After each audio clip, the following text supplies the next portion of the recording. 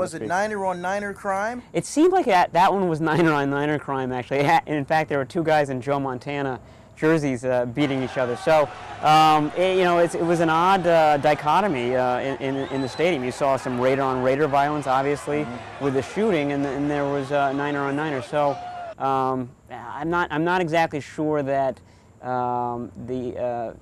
eliminating a 49ers Raiders preseason game every year, which is what's being discussed, would necessarily eliminate this violence, because it seems like this violence was happening between Niners fans, it was happening between Raiders fans. I think there's a more endemic problem at play here. Well, let's talk about on-field stuff. All right. Topic number one, Frank Gore and the contract. It's taken on a life of its own now. It really has. Obviously, he ended that 4-day holdout because he's Frank Gore and he loves to play football. Sure. And that's probably going to, there was talk that he was going to force a trade or, do something to His kind talk of... or Rosenhaus's talk? Well, that's a very good question. Okay. His talk today was that, if worse came to worse, he was going to play out the season and then would become a free agent at the end of the year and then would do it that way. As honest as you can be, does he deserve D'Angelo Williams' money?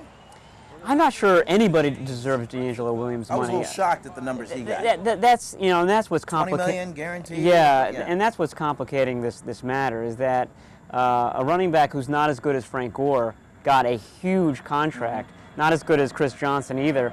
And so I don't think that Frank Gore is worth that money, but I think he's better than D'Angelo Williams. Alex Smith, he show you anything new Saturday, or was it just pretty much more of the same? No, I was impressed by him. He threw that interception, which is a throw he wants to have back to Matt Shaughnessy. But he seemed more in control. He seemed more on point. He took advantage of the big plays, had 2 32-yarders in the first half, and that's what you want to see from him. And on the receiving end, the eye-popping play for me was Braylon Edwards. Yeah, absolutely. The one-handed number. He's not even starting, so Yet. I think that's going to be happening soon. If I said Niners 6-7 wins, would I be right on the money?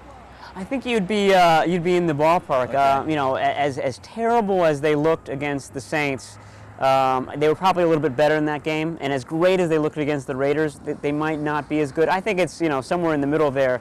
But you saw the talent in action against the Raiders, and now you're starting to see a scheme, an X's and O's background that is going to make that talent even better. So I think that's a very optimistic thing for 49ers fans. I might even go a little bit more than 6 or 7 wins. I might even push it to 8.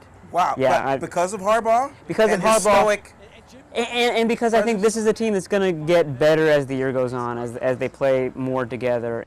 I don't think the Bears have fond memories in general of the San Francisco 49ers. When